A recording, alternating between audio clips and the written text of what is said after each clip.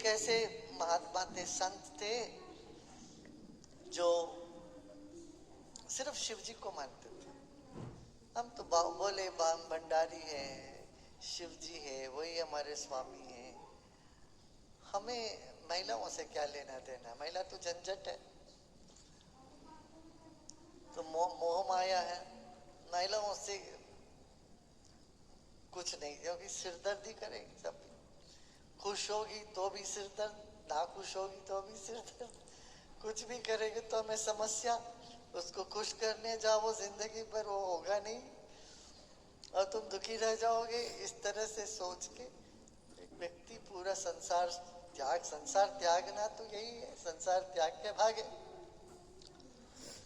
मगर वो शिव जी तो शांत है, निर्गुण निराकार है, उनको कुछ नहीं चाहिए, जल से प्रसन्न है, जल चढ़ा दो, भगवान शंकर प्रसन्न है।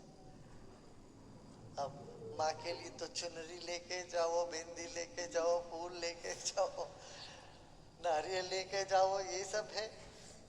माँ के लिए तो बहुत सारी चीजें हैं, मैं शंकर जी के लिए सिर्फ जल से खुश है, और ज्यादा से ज्यादा बिलपत्र रख दो, जल दे दो, बस हो गया, कुछ चाहिए नहीं उनको, ना भोग लगता है शिव जी को, ना कुछ होता है, जल ही चढ़ता है। तो शिव जी की पूजा से वो बड़े प्रसन्न थे, शिव जी की पूजा करते थे। शिव जी बोले भंडारी, और वो नहीं चाहते थे मेरी तो संसारी से हमें क्या लेना देना है, मेरे तो सन्यासी शिव ही चाहिए, संसारी शिव नहीं चाहिए। मगर हमेशा देखा जाता था कि पार्वती बाजू में बैठी, उमा बाजू में बैठी होती थी, तो वो क्या कि उन्होंने एक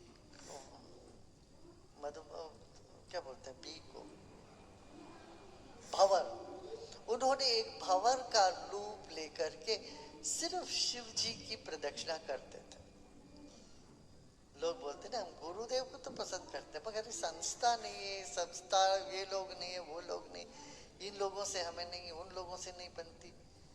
अरे गुरुदेव तो अकेले नहीं आते, सब साथ में लेके आते, शिव जी की बारात तो चलती है गुरुदेव के साथ, सब तरह के लोग होते ही हैं उसमें, सबको स्वीकार करना पड़ता है।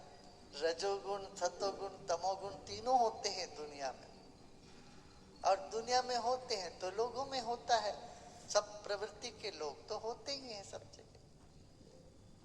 एक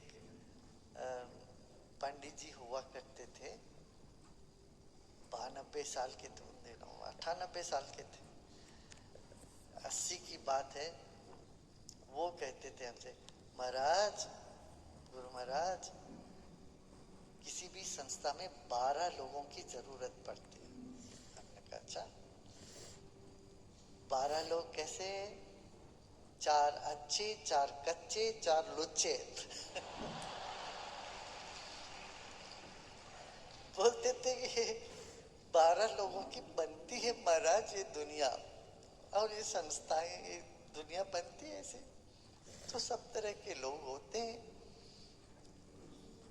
मगर एक संत स्वभाव के व्यक्ति इन सब झंझट से भागना चाहता, दूर रहना चाहता, उनको कुछ पसंद ही नहीं है।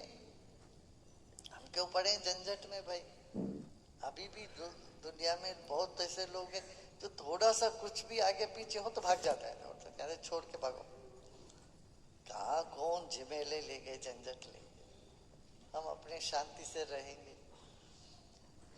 तो इस तरह से वो संत भी भागने के चक्कर में थे, भागे हुए थे, और वो सिर्फ शिव जी को भंवर बन के प्रदक्षिणा करते थे। शिव जी भी बड़े चालू है, भोले भी है, भोलेनाथ भी है, मगर उन्होंने देखा पार्वती से ना असंतुष्ट थी। अरे हमारे आपके बीच में कोई हो ही नहीं सकता, ये भंवर क्यों बीच में को, ये कौन आ गया महात्मा, पति पत्नी और वो ये वो कौन है बीच में आ गया, हमारे और आपके, हमारे आपके बीच में ऐसे है कि चक्कर कर रहे। तब शिव जी को तो अपनी भार्या को कुछ तो करना ही पड़ता है। तब कहते हाँ भाई सही बात है, मैं क्या करूं, मैं भक्तों को तो समझा नहीं पाऊंगा, ये काम करते हैं, एक तरकीब निकालते, चलो मेरा आधा शरीर तुम ले लो, वैसे तो मन तो पूरा तुमने ले ही लिया, शिव जी के मन में तो पूरा पार्वती ही बैठी है, मेरे आत्मा तुमने ले लिया, मन ले लिया, अब शरीर में भी आधा तुम ले लो, अब देखते हैं। तब हुआ अर्धनारीश्वर, शिव जी आधे हो गए और पार्वती आधे हो गए। तब उस ऋषि को, मुनि को ज्ञानोदय हुआ, अब सब शिवमय है, शक्ति शिव के बिना नहीं है, शिव शक्ति के बिना नहीं है।